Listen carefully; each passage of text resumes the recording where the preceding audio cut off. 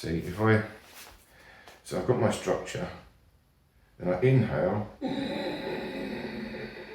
I'm inhaling, but I'm creating an expansion.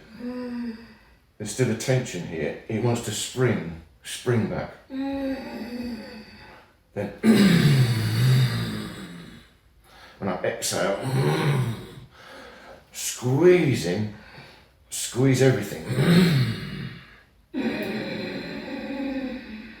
Expand, I contract. And if I grip, you see I grip the legs, grip everything.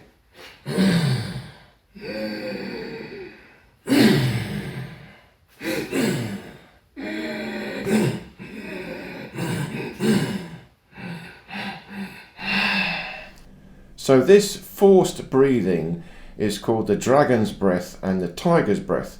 The inhalation is the dragon's breath and the exhalation, the growl, is the tiger's breath. And really I'm doing this for physiological reasons. It's actually using muscles inside the body to create tension, to create movement and power through the body.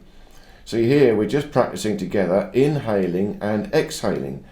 On the inhalation, again we can do forced inhalation, we're expanding, rising up, getting lighter.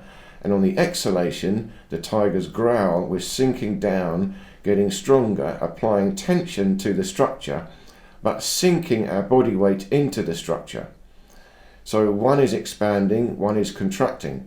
And I'm breathing into the rib cage, the back of the ribs, which is called bucket breathing. So this activates movement in the rib cage and movement in the scapula and the shoulders, and that can extend out into the arms. Now it also even activates the hips. You see, when you squeeze your belly, you've got to hold your belly tight and stretch open the spine. It will stretch up into the shoulders and down into the hips. So that's the inhalation. Now on the exhalation, I'm squeezing, pushing the air out by pulling my belly in tight and sinking down into a structure. But I'm sinking down evenly, trying to activate tension throughout the whole structure together, all the joints as one, and unifying them into my body weight. So we've got to feel that. We've got to feel the alignment of the structure so that I'm sinking down into this natural spine, and that's connecting to the hips, to the legs, to the ground.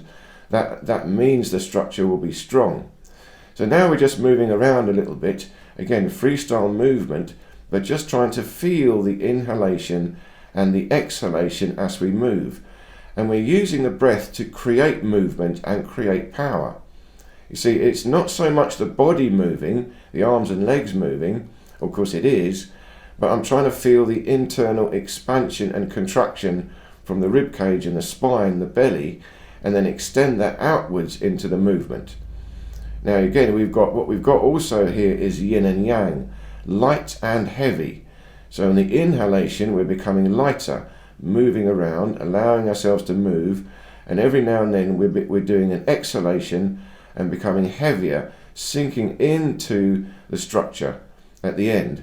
So it's alternating between light and heavy. So here we're doing heavy, both locking into the structure, sinking down and applying force to each other.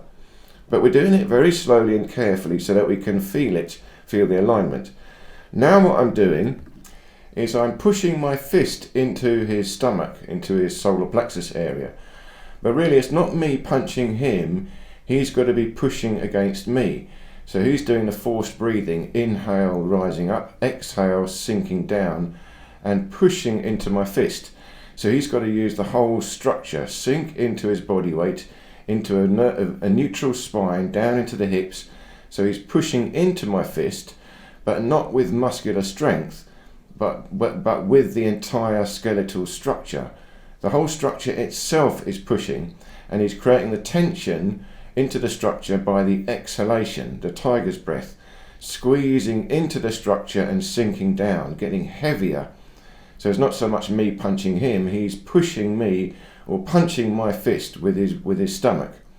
Now I'm going to show him now here as well. So he's punching me. So this could work two ways. I could also just immediately sink into my structure and catch his punch.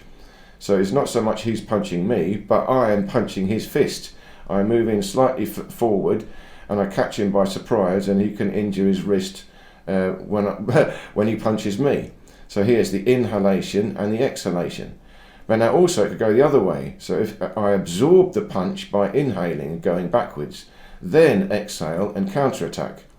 So it's the yin and the yang. There's the inhalation and the exhalation.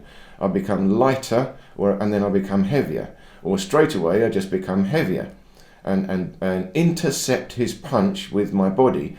But it's not my body, it's not a localized area, it's the whole structure. Now even the head, he could be punching me in the head, so I could go with the flow, absorb the punch by spinning, or I move into the punch.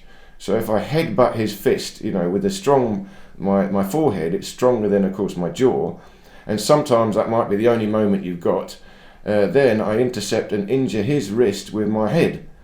Again, it's tricky, but it can be done. This is the idea of this lightness and heaviness, locking into a structure and then moving fluidly around the structure.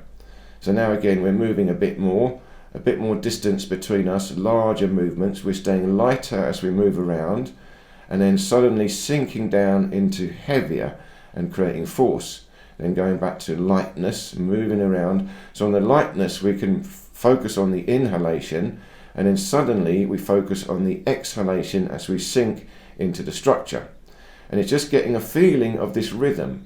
Now of course we're doing it spontaneously, so we have to chop and change, and suddenly turn to exhale and then go back to inhale. So again here, pushing quite hard, but not with muscular strength. Remember, it's the body structure, the vertical spine, and feeling it sinking down into the ground. Now with a bit more distance, so again light on the feet, we're light, moving, and then suddenly heavy, locking into the structure, pushing or striking. And the idea again is to use the breathing to feel this. So on the lightness moving, we're still breathing in and out, but lightness we can allow ourselves to inhale. Heaviness, we must exhale, suddenly squeeze everything and drop into the structure. So that's concentrating on the exhale. Lightness allows us to be more fluid. Heaviness, we're condensing, sinking and locking up tight. This is the tensegrity.